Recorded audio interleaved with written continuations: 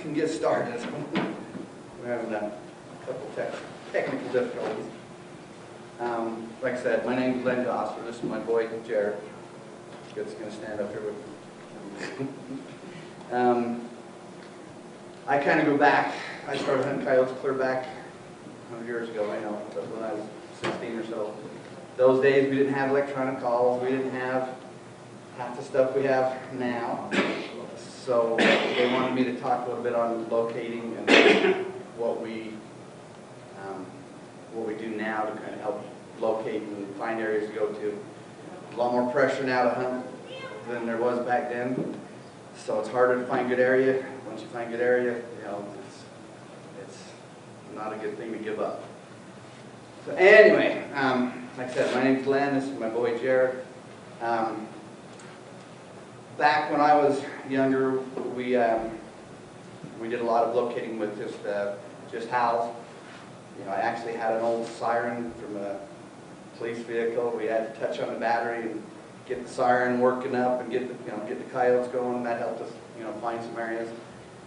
That was kind of the way we located 100 years ago. Over the years, you kind of build up places. Kind of give me a quick rundown. You kind of build up places to hunt in different states, different places, different areas. How to approach it, where to approach it, what's the best way to approach from. We learned it the hard way then, by hunting it. And then next time you went, you knew it was better to come in, from the south instead of the north. And as you kept, continued to hunt, you went by what you killed. And after you killed a few, you learned to stand. You learned on each stand the best way to approach each stand. But slowly you built an area, that was, you kind of called yours. We kind of do the same thing now, but we've kind of turned to locating and using technology, I guess you'd call it. There's a lot of use of Google Earth. We use an app that's called Onyx Maps, Onyx Hunt. It's a very good app to have. Onyx Hunt basically overlays kind of like that. It's not quite the same one as that one is, but it's basically the exact same as Google Earth. It just overlays over Google Earth, shows you the different hunt units. It shows you everything you need to know as far as deer hunting, the deer hunt units. It'll show you landowner, who owns the ground, from public ground to private ground, so you don't end up in those places where you walk out and end up shooting dogs on somebody's ground. And most cases that doesn't bother anybody. Most farmers are glad to have you come and shoot them, but it's kind of a sucky deal when you're in the middle of the stand and somebody's screaming in on a four-wheeler and hollering at you to get off the ground. And then after you talk to them for a minute, sometimes it works out good, sometimes they escort you out, but the Onyx Hunt does help considerably. Neither one of us are experts. We've never claimed to be experts. We do hunting as much as we can and get out as much as we can. Some more than others. He gets out a lot more than I do. But we've learned areas, and the areas we've learned, we hunt. I would say exclusively, but quite a bit. You try to branch out and find new ground, new country, new things. But once you've located ground, and once you've hunted it, and there's dogs, it tends to produce year after year. So you kind of get into a flow of your stands, places that you like to hunt.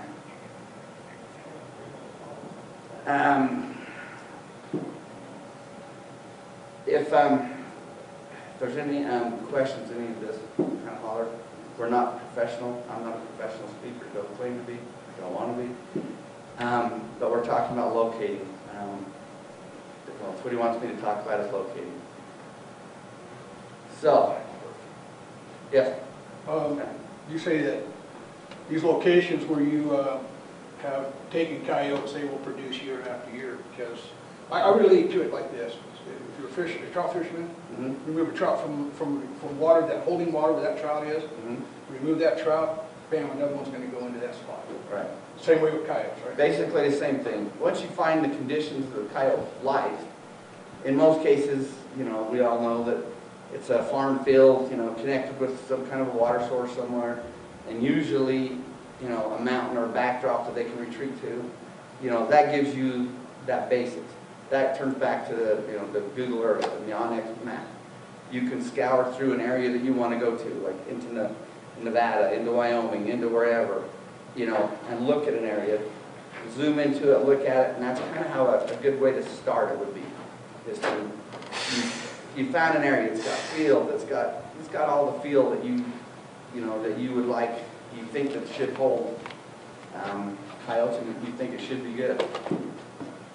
Let me just stop for just a second. How many, I don't want to jump, insult anybody, but how many people here, I mean, are active coyote hunters, and how many kind of active, and how many's never hunted coyotes before? Do what? Okay, so we're going to kind of be jumping around a little bit. I don't want to insult guys that's hunted for a while. I don't want to insult anybody that's never hunted. So if you have any questions, you know, jump in. Old dogs learn new tricks every day. That's Okay. That's exactly what I was just going to say. I've hunted them since I was 16. And smart dogs always learn something new. And there you go. You know, from when I hunted them to now is a totally different. It's a different world. I love to go with other people, you know, that hunt. Everybody I go hunt with, I may not agree on how they call or the country they use or what they're doing, but I pick up something from everybody. You know, and you can mold that into what you like, you don't like, and then, you know, take it or leave it. Keep that in mind for this little presentation here.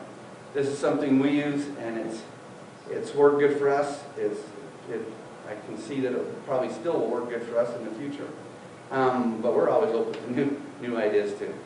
Areas will produce, I go to the same stands year after year, and they always, depending on, well, I'll even find the time of year that works. Well, they like to come in better, but we'll have one area that the coyotes will move completely out of. Well, they'll be there early season, and then by winter, you can't call it. They transition. We've got a couple spots that they're high, you know, during the early season, but as the snow hits and moves them down, they'll move out of that right down into the valleys. People hunt the high ends, but nobody moves down to the valley. You know, so it comes back to locating. Locating is a very important tool. And I don't think many people use it near enough. This is just my general take on locating. Locating, to most of us, is stopping while you're coyote hunting, you know, usually in the dark, you know, letting out a howl. In our case, FoxPro, you know, coyote locator, getting them going, you know, that kind of all you do. Kind of tells you that little area for that time. And if you don't have a FoxPro, that would be the first thing I would buy if you want to be a coyote hunter. There's nothing better than a FoxPro. So. FoxPro definitely makes things nicer. But nothing against anybody's traditional, hardcore, hand call stuff. Yeah, You can. they work good. It's just the volume, and you have so many different options of sticking it.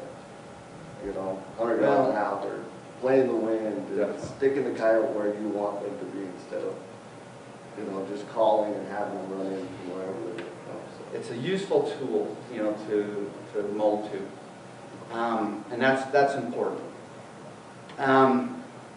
I'd kind of like to just step back for some of the guys that haven't hunted as much. You know, the first part you need to do is be able to pick up and know where to go. Every one of us went out and went to a place and looked at it in the daylight, like, this is beautiful. It's got everything. It's got grass. It's got elk. It's got cover, water, feed. It's got everything. And you can call your guts out for 2 days and not see squat. You know, these are the kind of things you need to keep in the back of your mind. Preferably a good thing is a map. You know, you cross some of these things out. You know, once you've worked it and it's not coming out, it's not really too much of a reason to go back.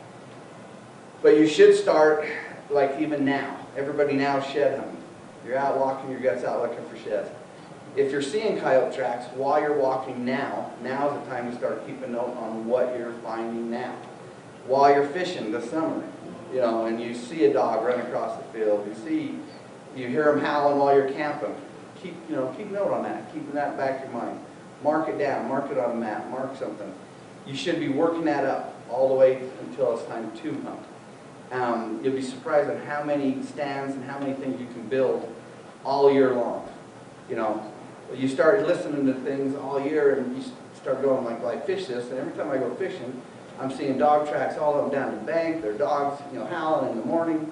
You know, go back to that and later on, you know, go down there through a night, better through the night, hit the locator, you know, work that whole area, spend 6 hours of a trip just locating and seeing what you've got in the area, how many dogs are there.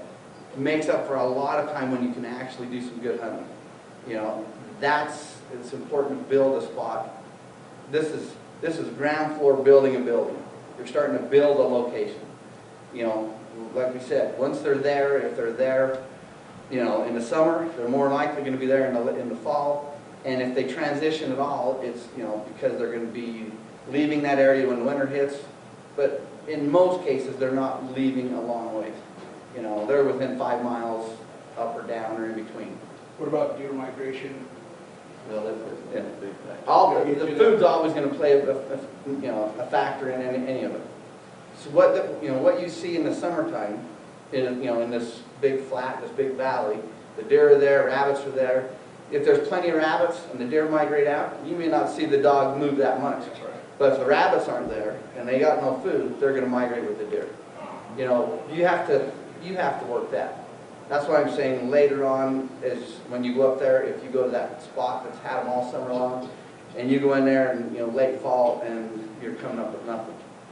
As we just start hitting that stand, you know, it's a good stand. We've worked this area forever. When you walk up to the stand, you're not cutting any fresh coyote traps.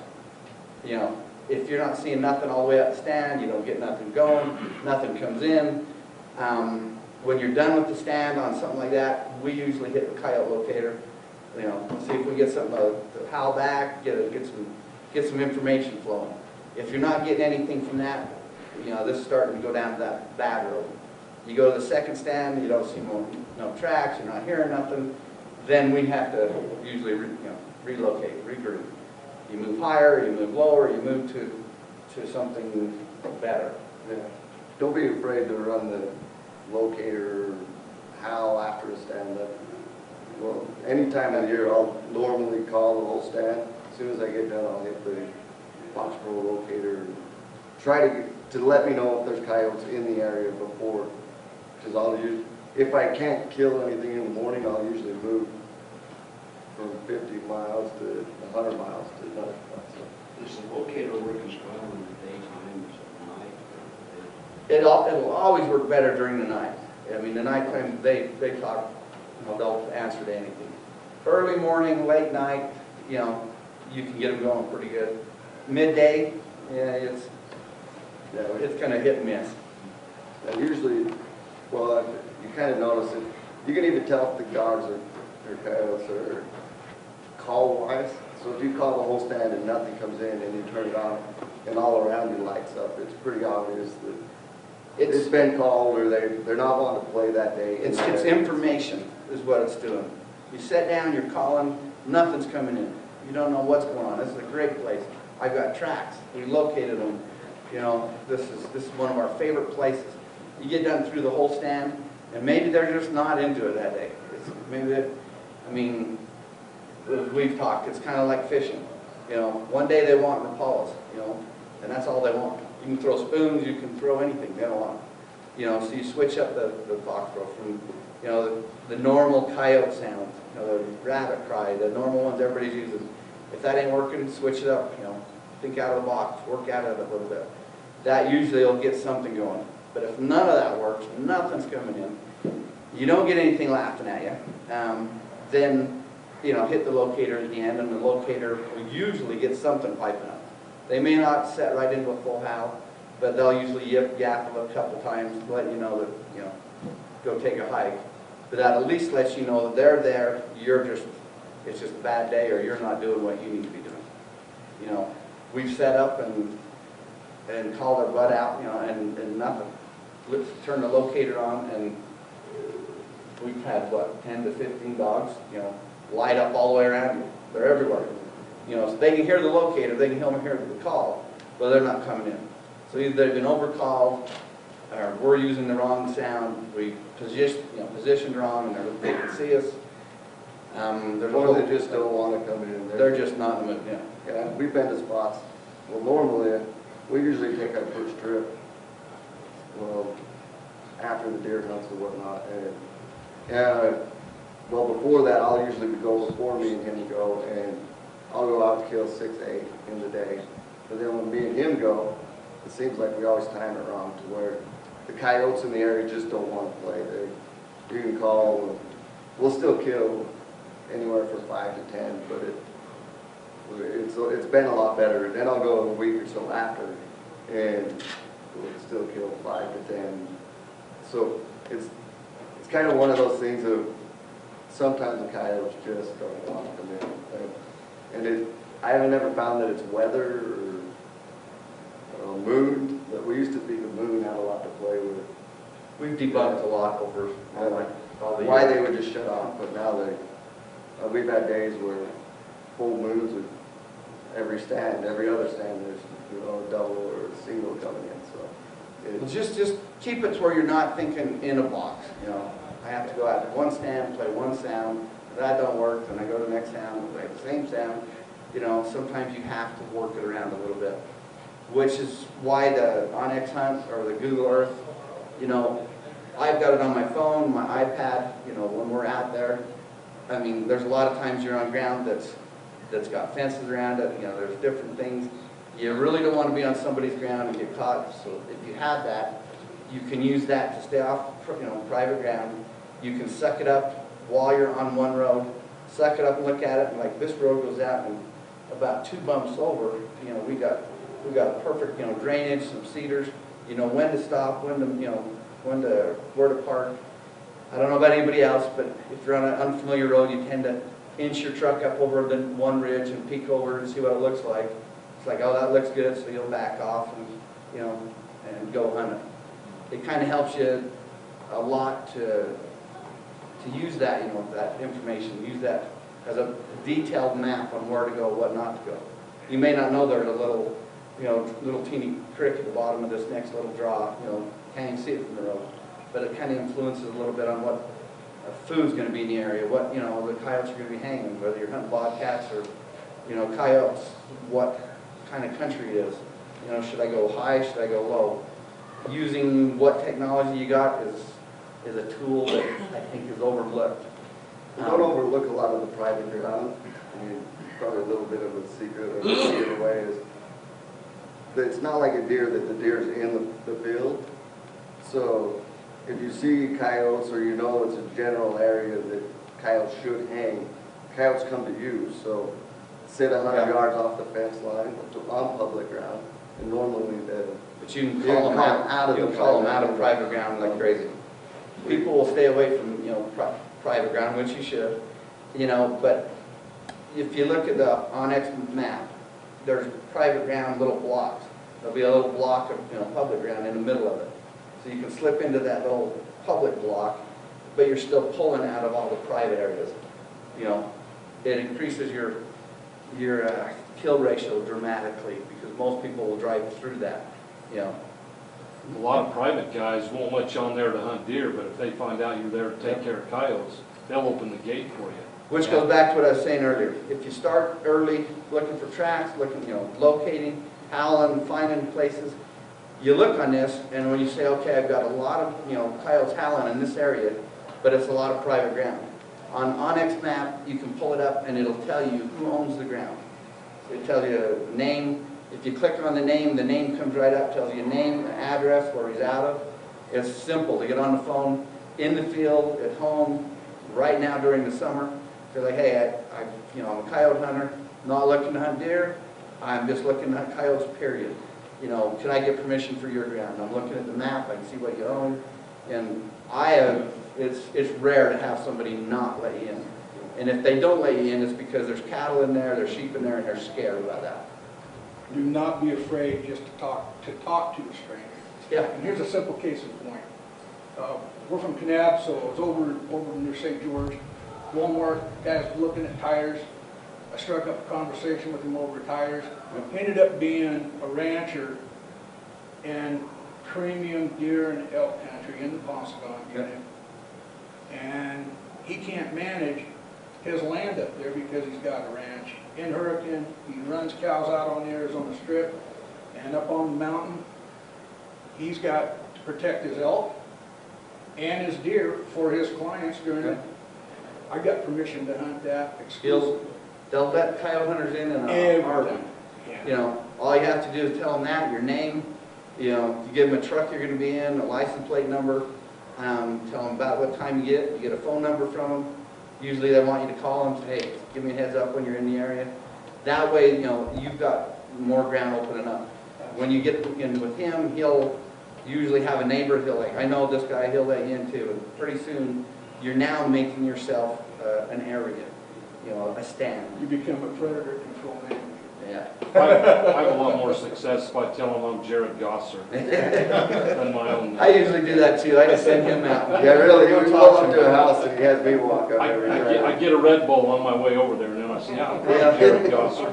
Some people can spread the bull better than others, and you know, some can. Does this Onyx have something you have to buy? Yeah, it's a yearly membership. I bought it because we do a lot of hunting, and I'm a police officer for Ephraim City, have been for 23 years. So it's really, you know, imperative that I don't get, you know, in trouble. How do I buy it? You get on, just get on your app store and just look up Onyx Maps or Onyx Hunt. It'll come right up. Or they have, even in Cabela's or You can- whatnot, you can buy it. You can look at it right there. It's a little different than yours, Bob. I don't know what the difference is, but you can buy it at Cabela's. You can buy it where you can buy the little SIM card, put it right in your GPS. You can buy it so it's, you know, more detailed that way. It's worth the money. Online like that, it's I think it's $34 a year. But I guarantee you, I bought it the first year and I'll not ever not have it again. Go ahead, and if you want, pass that around, let them look at it. Do you have to purchase that app for each device? Um, Because I take the tablet. No, no. You buy it once, you can put it on your phone and your iPad. But the only problem with it is I'm pretty sure it's iPhone, you know, Apple sensitive. It doesn't work on Android. It's the last time I checked. Okay. They told me they were going to adapt it over, but I don't know if they've done that yet. Nice. But it's very handy to have, you know. You pull it up, it's just Google Earth, basically. But everything's overlaid on it, so you can look at everything. You can bring it right down to a tree, you know, and scan through like this is, you push one button, it takes you exactly where you're sitting, your exact location. And then you can expand it out and look at it and say, okay, if we walk up this ridge and walk up 30 yards up here, we'll be able to see this next valley perfectly. You don't have to walk up there and time you peek over, it's like, I can't see crap where I'm sitting. You know, back off and try to go down 100 yards or up 100 yards. And you can use it to your advantage greatly if you're into the, You can manipulate it as 3D also? 3D, I think you can. It's got about 10 or 12 different locations. You can turn it to topo, you can turn it to just streets, you can turn it to all kind of things. Heck, I'm gonna get that just for searching rice. Yeah, I use it on the police force, I use it on, I've used it for everything. Yeah. It is fantastic to have. I sound like a rep for Onyx Maps, but it is helpful. He even tried to sell me on it. Well, I've been hooked on Google forever, so Years. Google Earth. Does it give you the whole western United States, or you just find a few states? Right now, I'm pretty sure, I bought just Utah. I think you have to actually buy, you know, other states, but I'm not 100% sure on that. I've just used it where we've been hunting.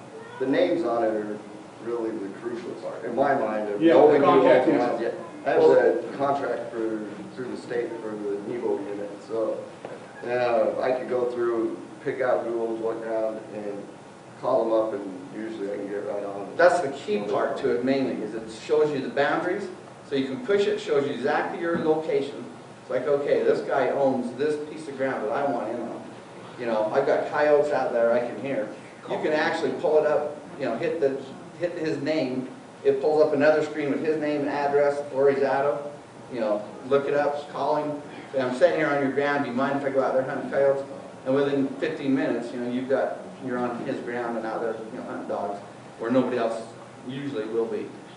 It's a very, very handy tool to have. And don't be afraid to knock on people's doors. We do a lot of it, and He does well. it really, yeah, like I said, when I'm with him, it's always me, so, and usually if I have my wife, that always helps. You obviously have to Taking put the girl gate with in you. too, don't you? What's that? You obviously have to get the gate in too, right? Yeah, usually, that's why I make, well, He makes me drive every time. yeah, that's why I don't pay as much in gas, so. Yeah. But anyway, on the locating part, I think we're in agreement. Location to hunt coyotes is probably 60 to 70% of success. You can hunt all you want in wherever you want. I can take you out into a 100 square mile section of ground, and you can call for 4 days, and you may be lucky to kill 2 or 3 dogs, maybe. But we can take you to another spot that's maybe 10 square mile section, and it would not be uncommon to have a 20, 30 dog 2 or 3 days.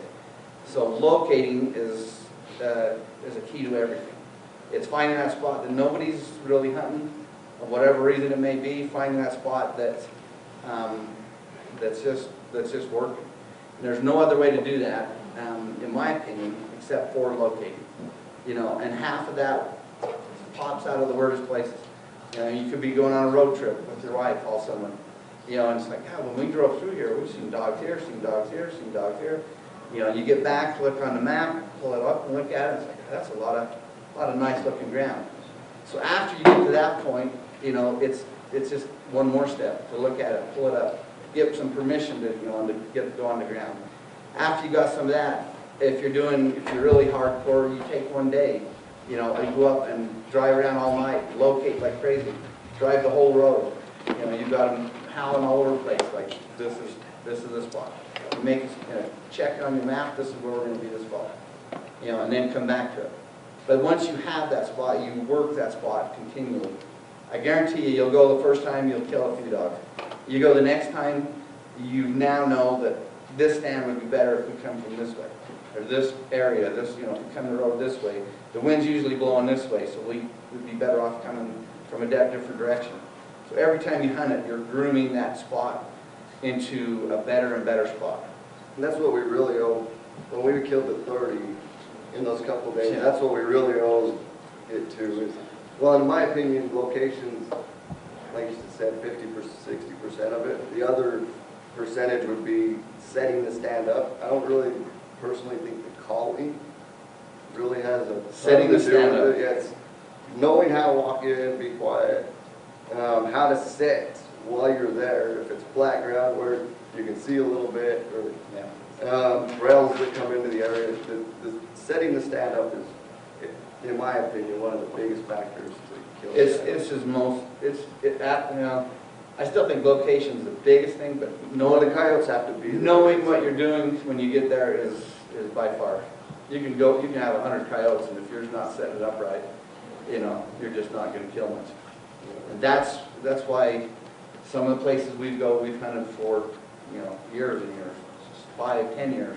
There's places that's probably 15 years that we go back to the same place, we make the same stands we probably made 50 times, and you still end up killing about the same amount of dogs every year. Nothing usually changes. Some pull out, 3 or 4 dogs a day, some pull out more. Some are better, on down years, some are better on other years, but you kind of get where you know your areas. But you have to start with the very basics. Beginning hunters, you have to start at the bottom. Start building your house from the bottom floor and work it up to where you've groomed it into, now you're putting the carpet in and the finishing touches, and you know where to set, what to do. Yeah, any little, well, if you're in flat ground, any little rise in we have personally done a lot of flat country, so probably shouldn't, I feel bad. We're not experts. Yeah, and I don't like giving away too many secrets, but we usually have a lot of flat. I was just going to say, we're not experts, and there are people that are around that claim to be experts and are probably experts. They have their own things going. But you spend sometimes a lifetime working up an area, a spot. You've groomed it for many, many years. I would say the best and most important, one of the most important things you can give out is that you've groomed it, you've made it your spot, you've hunted it, nobody usually knows about that spot. You know, that's someplace you can always go to.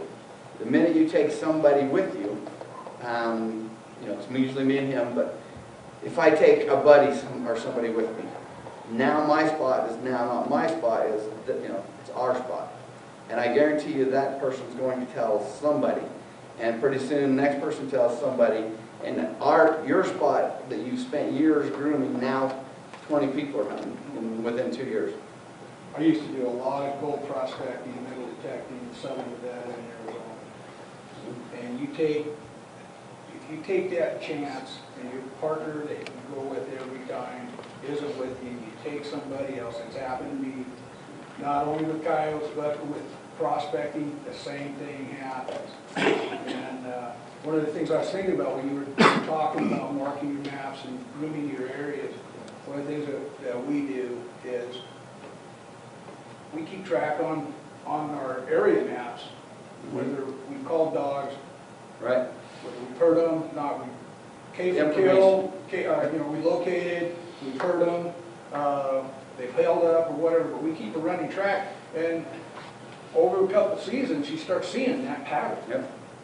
And you'll see that same pattern, I think, year after year. You would think it changes every year, but the basic general, you know, setup always stays pretty much the same. There's usually always about the same amount of dogs. Of course, there's, you know, bad years for dogs, good years for dogs. Things will change, but this, you know, that percentage will always pretty much stay the same.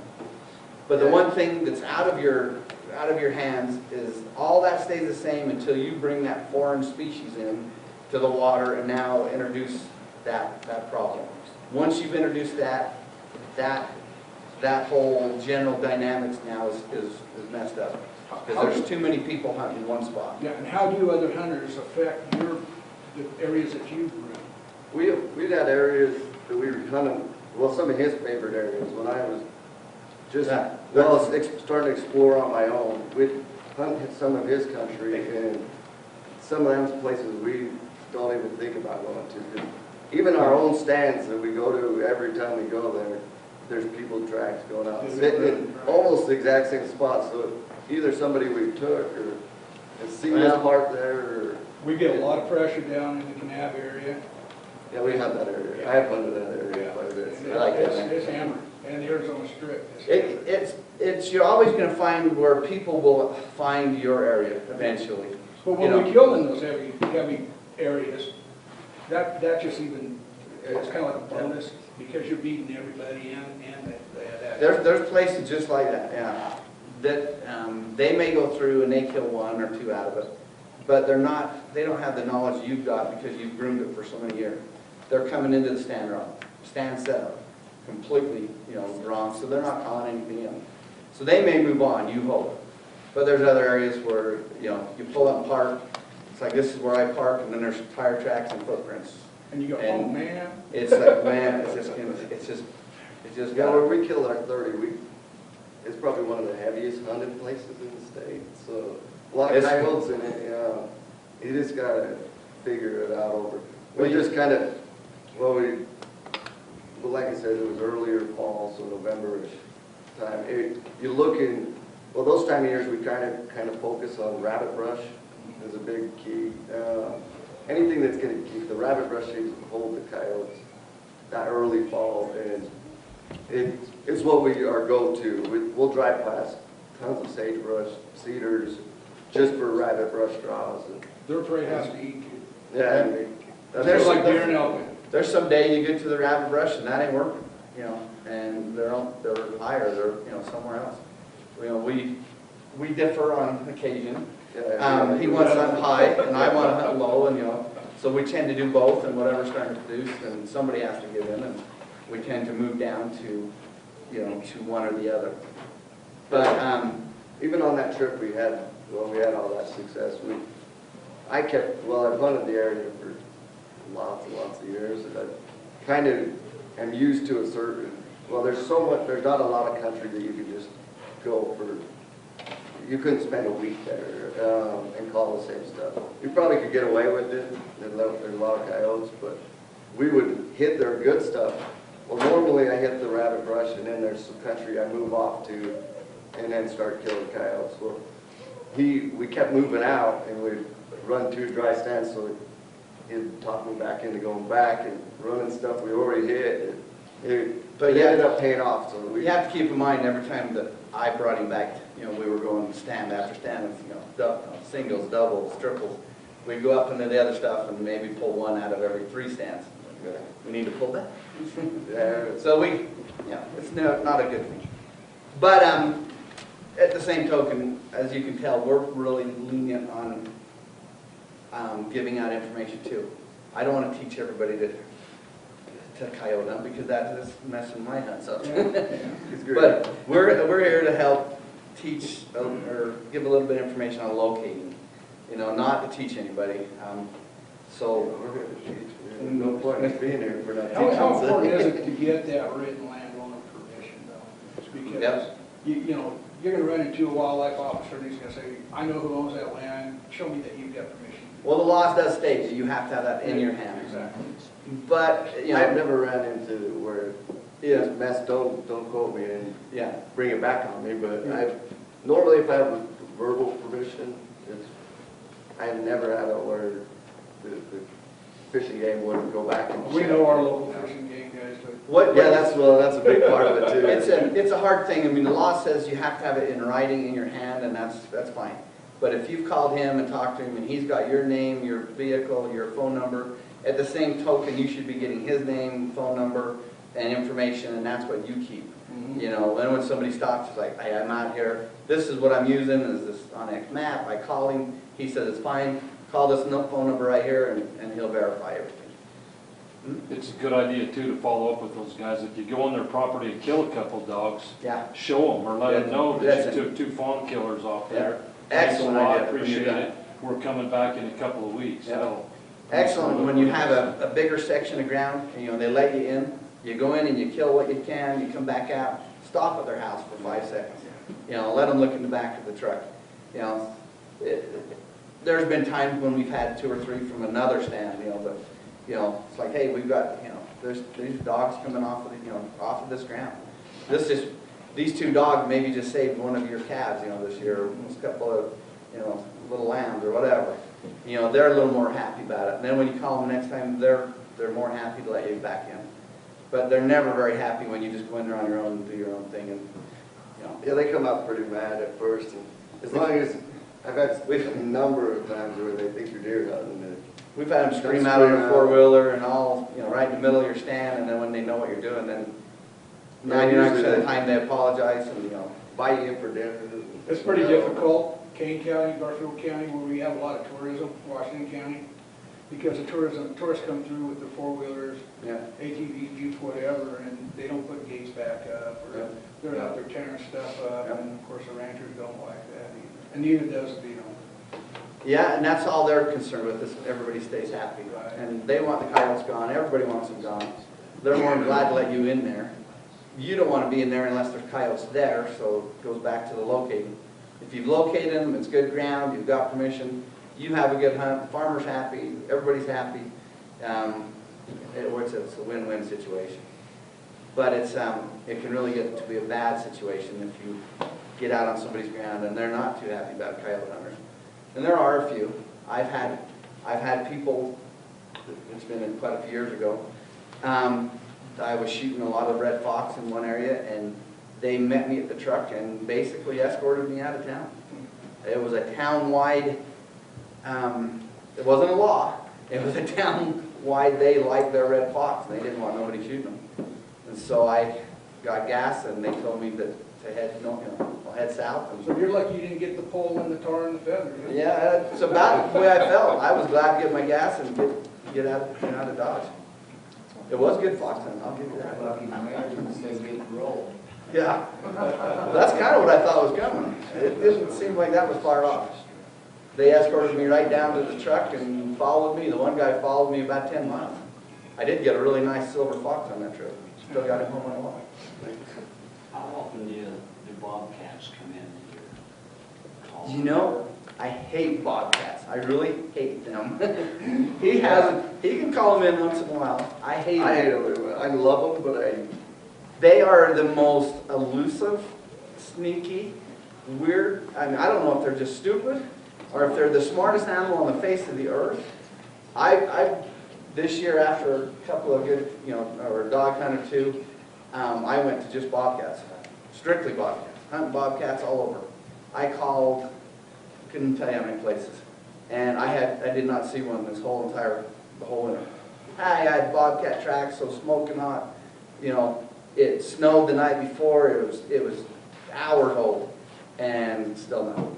I went to one area, there was 3 to 5 bobcats and within a mile or two. I had gray fox tracks all over the place. It was wonderful.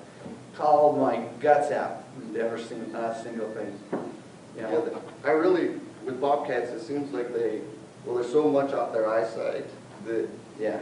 if you're in any sort of, where they can see above you, they're content with sitting there watching you.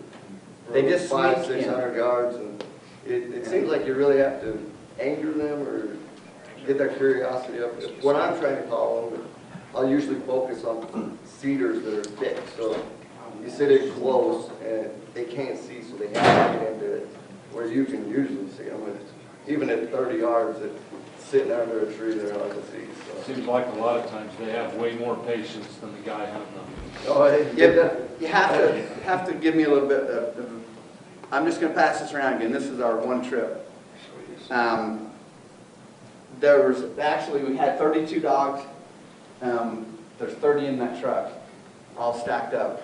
They shot more, but they needed a bigger truck. Yeah. That's the way it looks That was- in that picture. That was, the 2 and a third days of hunting. Wow. We had probably 5 or 8 that we screwed up on, missed, the normal. I call them coyotes that have Kevlar. They, could afford their Kevlar and bought it. and we got so sick of shooting them, he's probably not happy to have done this, but we just let one walk just because of it. Well, you gotta leave a little seed. That's not fun. He had one that he thought was a dog for some reason. We went to a stand, working our way out. Didn't look like that great of a stand, but we were on a roll. Made the stand, I sat down, hadn't made a sound, looked under the Russian olive tree, and I could see a slight outline of that looked like a dog. Through that, my scope said 6 by 18 Leopold. It's not a cheap scope. Sucked it up to 18 power, looking at it, and I'm like, it looks like I don't know, sheepdog. He thought it was a healer. A He healer. said a collie at the time. I'm looking at it, like I can see a little white spot on his forehead, and it's got no tail. And I'm looking at it, and he's like, well, you should shoot it. I'm like, I'm not shooting somebody's dog. We're in the middle of the sagebrush. Well, there's a ranch about a mile and a half up the hill, and I'm like, I ain't shooting this dog. And he says, where is it? About that time, he spun around to take a look at it. The shadow stood up and went from a dog to turn into a coyote. And then just walked And up the hill. then I couldn't get my wits about me quick enough to get it killed. So But we made up for it. We went to the that next was day. one of the same trip as this, so that would have been one extra dog that I would have had. We turned that into a quad and then a triple after that, so. How many stands does that take?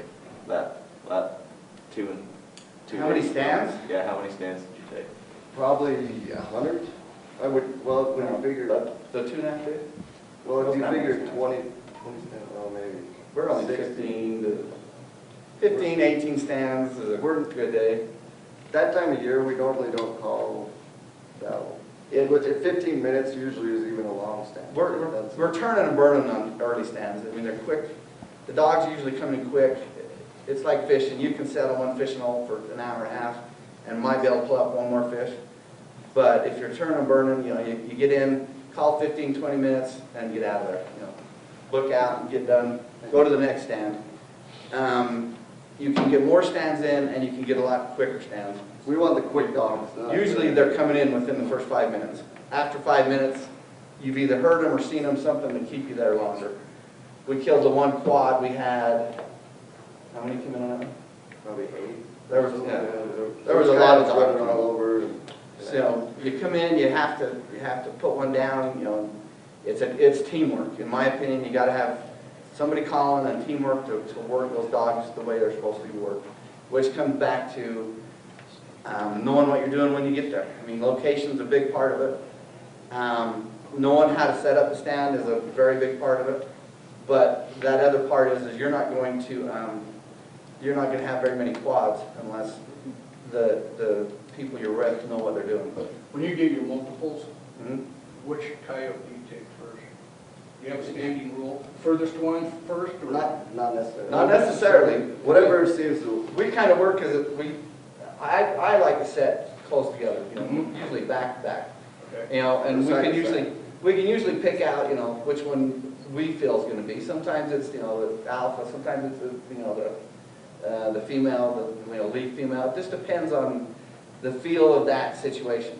But usually we're in agreement, and one of us will say, you take, it's usually he shoots the first one. I always get the second. well, normally I have the call in my hand, so I gotta shoot. So, And then hit the call and So say, he'll yes. usually tell me, Tough spot, Yeah, He usually tells me, I've got the one in front of me, and I'm like, okay, he'll shoot. And then he can work the call, and we can get the second one stopped, which is usually 250, 300, get it stopped. But then you just keep calling and working back in, and you can turn them back around, pick up your third. And the fourth one we got on that one, set up out in the sagebrush, so yipping, yapping, and we spent another 10 minutes working it from 500 yards, working it in, and it ended up coming in at 30 yards. yeah. Nailing it. It's part of knowing what, Yeah, body language is. it's kind of knowing what your partner's Watching doing. the body language of, we had a bunch we had a couple on that trip even that, I'll watch the coyote come in, and I've had it come right in and we couldn't get a shot. Too thick, or every time. Watched it run off, and kept calling, and brought it right back in. As long as they don't get too spooked. I'm not one of those guys, I know, well, Al and a few of these guys like to shoot. If you're not throwing lead, you're not killing coyotes. In my mind, I'm the complete opposite. Even he doesn't, I like to bring them as close as I can get them. I'll play with them for 20 minutes if I can see them. But as soon as, I usually shoot. normally the guys with will shoot them before that happens, but. All y'all would just hurry and look up Kyle on your iPad and get out of it. Yeah. Yeah. Anyway, good hunt. Thanks.